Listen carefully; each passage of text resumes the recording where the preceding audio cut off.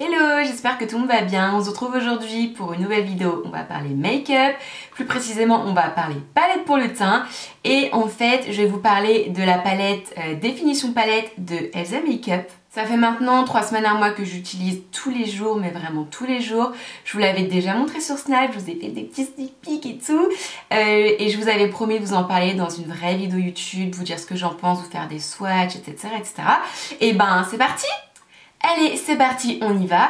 Donc, il s'agit de la palette Définition Palette d'Elsa Makeup, comme je l'ai dit. Moi, j'ai la teinte Light to Medium et elle existe également en teinte Medium to Dark. Donc ça, c'est le petit packaging en carton qui, au passage, est très mignon. Il a été designé avec l'aide de Natasha Birds. Et donc voilà, à l'intérieur, on retrouve la jolie palette avec les 6 fards, 6 poudres et un énorme miroir.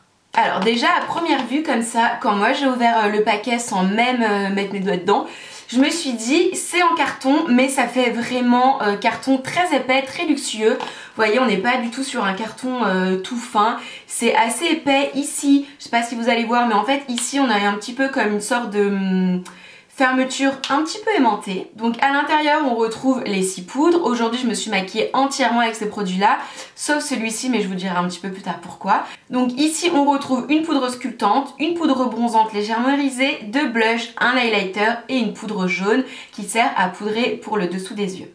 Si j'ai eu envie de dédier uniquement cette vidéo à cette palette là, c'est que vous doutez bien, je l'aime énormément. Niveau rapport qualité-prix, pour moi, on est très bien. De tête, il me semble qu'elle coûte 20,50 €. De toute façon, je vous mettrai le lien en barre d'infos comme d'habitude. Au niveau de la taille des poudres, j'ai envie de dire, j'ai rien à dire en fait, c'est une taille très convenable. Je trouve les couleurs totalement adaptées pour les teintes light à medium, sauf peut-être celle-ci qui est un poil trop foncée pour moi parce que c'est l'hiver et que j'ai le teint très pâle. Et au niveau de la pigmentation, honnêtement, on est très bien. Vous allez voir lors des swatchs. La pigmentation est au top. Les fards, une fois, enfin je dis les fards mais la poudre quoi, une fois appliquée sur le visage, ça s'estompe parfaitement. On se retrouve pas avec des traces ou des taches. Ça tient bien toute la journée. Franchement, j'ai rien à dire, mis à part que je trouve que Elsa a franchement bien bossé. Je vous avouerai que c'est le premier produit de sa marque que je teste. J'étais pas hyper inspirée, j'étais pas hyper attirée par ses rouges à lèvres ni par ses produits pour les yeux, mais je vous avoue que quand j'ai vu cette palette là, je me suis dit je la veux. Donc c'est parti pour les swatchs. On va commencer par celui-ci qui est le Warm Sculpt. Donc cette poudre tout simplement, c'est une poudre complètement mate.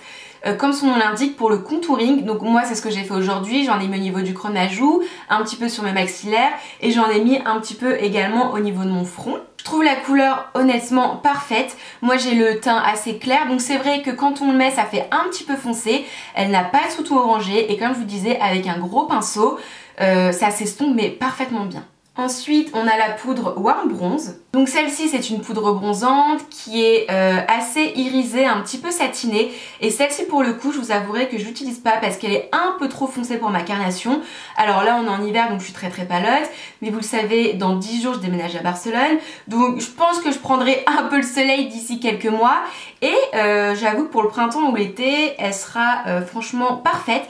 Alors au niveau de la couleur, bon, elle est un peu foncée pour moi. Mais je trouve les reflets, honnêtement, très jolis en fait. On est sur un irisé mais pas non plus hyper brillant. Ça apporte juste un petit peu de lumière, un glow à la peau. Et encore une fois, quand il y a du soleil, je trouve ça plutôt joli. Maintenant on va passer aux 2 blushs, donc je vais commencer par celui-ci qui est le Pink Mauve. Donc celui-ci, comme son nom l'indique, on est sur une sorte de mauve un petit peu bois de rose, complètement mat. C'est celui que je porte aujourd'hui, là ça brille, c'est l'highlighter. C'est celui que je porte aujourd'hui. Franchement c'est pas du tout le genre de couleur que je porte habituellement, j'ai quasiment aucun blush qui ressemble. Et je suis franchement pas déçue parce que finalement quand vous savez pas quoi mettre, c'est le blush qui va avec tout. Franchement, c'est le blush qui va avec tous les make-up, avec toutes les tenues. Il fait très naturel. Là, il a tendance à faire un petit peu rose, je vois dans le retour caméra, mais c'est certainement dû à cause des lumières. En fait, finalement, c'est un fard assez neutre qui, comme je disais, va avec tous les make-up, toutes les tenues. Ensuite, on continue avec ce joli blush qui s'appelle Peach Fever. Bon, alors celui-ci, je le trouve vraiment magnifique. C'est un petit peu plus le blush que j'ai l'habitude de porter. Donc là, on est sur un blush qui est un petit peu irisé. Alors pas des grosses paillettes, hein. Clairement, il n'y a pas de paillettes. Mais du coup, c'est un blush très lumineux qui reflète parfaitement la lumière. Pour les personnes qui aiment pas porter de l'highlighter mais qui veulent de la lumière, ce genre de blush, franchement c'est l'idéal. Ensuite on a cette poudre là qui est tout simplement une poudre jaune qui s'appelle Warm Fever. Donc la voici, là en caméra je vous avouerai qu'elle ressort vraiment très jaune flashy, assez très pâle. Finalement moi c'est ce que j'ai mis sous mon contour des yeux puisque moi je poudre mon anti-cerne. Je poudre pas tous les anti-cernes mais c'est vrai que en général je le fais, ça évite que ça plisse et ça le fait tenir beaucoup plus longtemps.